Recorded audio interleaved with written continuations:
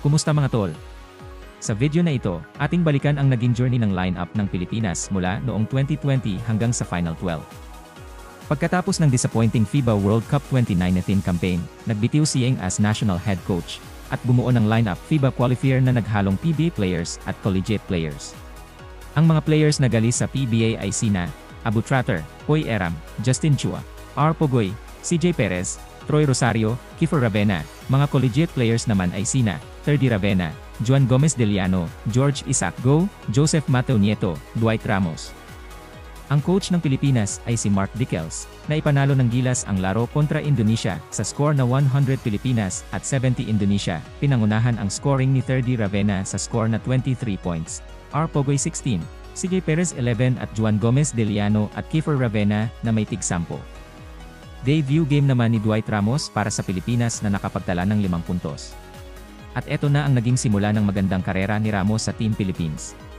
Noong biglang nagka-pandemya, natigil ang PBA at ang FIBA Qualifier Games. Nobyembre na muling nakabalik ang mga laro. Ito ang unang pagkakataon na walang pinadalang pro players ang Pilipinas. Ang natira na lang sa huling laro ay sina Isaac Go, Dwight Ramos, Juan Gomez Deliano at si Matt Nieto. Hindi na pasama mga taga-PBA na sina Abu Tratter, Rosario, Chua, Eram, Pogoy, CJ Perez.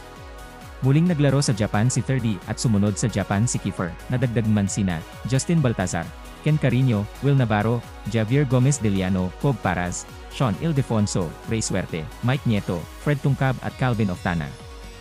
Tinalo ng gilas ang Thailand sa unang pagkikita sa score na 93-61.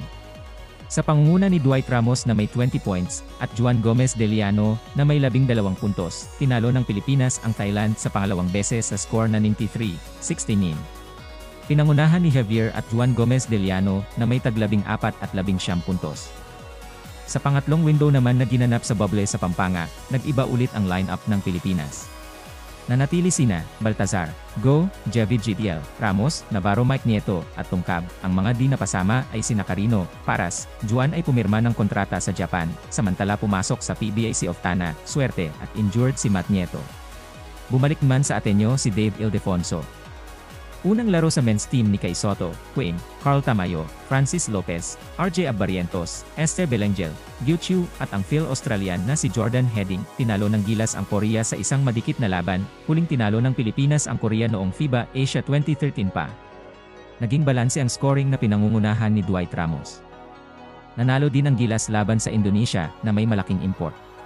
Sa pangalawang beses tinalo na naman ng gilas ang Korea sa score na 82-77. Sa pangunguna ni Ramos, sa kabuuhan ng FIBA Asia Qualifiers, nangunguna si Dwight sa 6 na laro ay nakapagtala ito ng 13.8 at Justin Baltazar, na may average na 7.4 points per game. Sa 3 laro, disente man pinakita ni Kay Soto, na may 9.3 points per game at 7 rebound.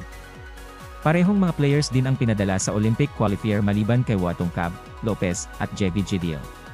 Ang qualifier ay nilaro sa Serbia. Si Dwight Ramos ay sumama subalit di naglaro dahil sa injury. Naging magandan man ang naipakita ng Pilipinas laban sa Serbia at Dominican Republic. Sa pagumpisa ng World Cup qualifier, di na naisali si Kai na may kontrata na sa Australia, Go, at Nieto na pumasok na sa PBA. Chiu, Baltazar, Tamayo na bumalik sa kolehiyo at Headings. RJ Abarientos, Esther Belengel na pumirma ng kontrata sa Korea at Taiwan. Nadagdag si Rangel at nagbalik naman sa lineup sina Juan at Terdy. Ito din ang hudyat ng muling pagbabalik ni Chot Reyes as head coach. Nagbalik na din ang mga players ng PBA na sina Kelly Williams, Eram, Rosario, Bolik, Montalvo, Pogoy at Tungab na nagpa-draft na sa PBA. Tinalo ng gilas ang India sa pangunguna ni Dwight Ramos at Terdy Ravena. Nagtala din ng double digit sina Pogoy at Bolik.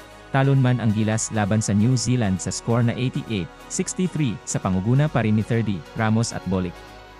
Sa laro na ginanap sa New Zealand, di man napasama ang mga PBA players na sina Eram, Rosario, Williams, Rangel, Tungkab, Pogoy, Montalvo, Bolik, Terdy at Juan. Balik ulit sa lineup sina Chiu, Quambao, Tamayo, Ildefonso, Lopez, Abando, Abarientos, Belengel at Kiefer Ravena. Tinambakan ang gilas sa score na 60-106. Sa gilas, ang unguna si Tamayo at Abando. Panalo na naman ang Pilipinas laban India sa pag-umpisa ng FIBA Asia Cup. Pansamantalang di napasali si Ramos, Quem at Ildefonso. Pasok naman sina Eram, Ray Parks at Terdy Ravena. Sa 4 na laro, may naipanalo ang Gilas laban sa India. Sa pagpatuloy ng World Cup qualifier, di muna isinali sina Chiu, Eram, Kiambao, Lopez, Abando, Navarro, Abarientos at Belengel na pumirma na ng kontrata sa Korea. Pasok naman si Clarkson, mga taga-PBA na sina Jepeth, Malonzo, Newsom, Scotty Thompson, Oftana. Sina Kai at Dwight Ramos ay nagbalik din ngunit natalo pa rin sa Lebanon ang Pilipinas sa isang dikdikan na laro sa pangunguna ni Clarkson at Ramos. Tinambakan man ng Pilipinas ang Saudi sa pangunguna ni Clarkson at Soto, sa huling window ng FIBA World Cup qualifier, di muna napasama si Clarkson, Tamayo, Newsom, at Ravena Brothers. Balik naman sina Eram, Pogoy, Perez, Quaim at Kiambao. Nagbalik naman sa lineup si Eram, Pogoy, Perez, Quaim, Kiambao. Tinalo ng Pilipinas ang Jordan sa score na 66-74 sa pangunguna ni Kai Soto, Ray Parks at Perez. Ganon di sa Saudi sa score na 63-76 sa huling window ng FIBA, di napasama si Kai Soto, Kawem, Eram, Jepeth at Pogoy. Debut naman ni Brawley bilang naturalized. Fajardo na napabilang sa 2014 na at 2019 World Cup. Balik din ang Ravena Brothers at si Mason Amos. Sa larong ginanap dito sa Pilipinas, tinalo ng Gilas ang Lebanon sa pangunguna ni Brownlee at Malonzo. Nakapag-double digit din sina Amos, Ramos, Heding at Parks. Ngunit talon man ang Pilipinas sa Jordan ng 1 puntos lamang. Ang Pilipinas ay pinangungunahan ni Brawley na MY 41 points. Sa kabuhuan ng FIBA World Cup qualifier, ito ay pinangungunahan ni Ramos na may 12.4 points. Soto na may average na 13 points at 9.3 rebounds, 3 shot block kada laro. Sa FIBA World Cup 2023, may nabuong 21-man pool. Nauna nang nalaglag sina Eram, Tamayo, Heding, Quaim at Brownlee. Sa final cut bago magsumit ng 12 players ang Gilas, nakot sina Oftana, Ray Parks, 30 and Newsom. Sa naging evolusyon ng lineup ng Gilas, tanging si Ramos, Abando, Soto at Edu lang ang napasama sa mga batang manlalaro. 7 PBA players at 5 ang veterano ng World Cup na naglaro noong 2019. Isang NBA player na si Clarkson. Sa iyong tingin, sapat ba ang Final 12 o may mas igagaling pa sana? Ikomento LNG iyong opinion. Like, share and subscribe na lang din sana mga tol. Salamat.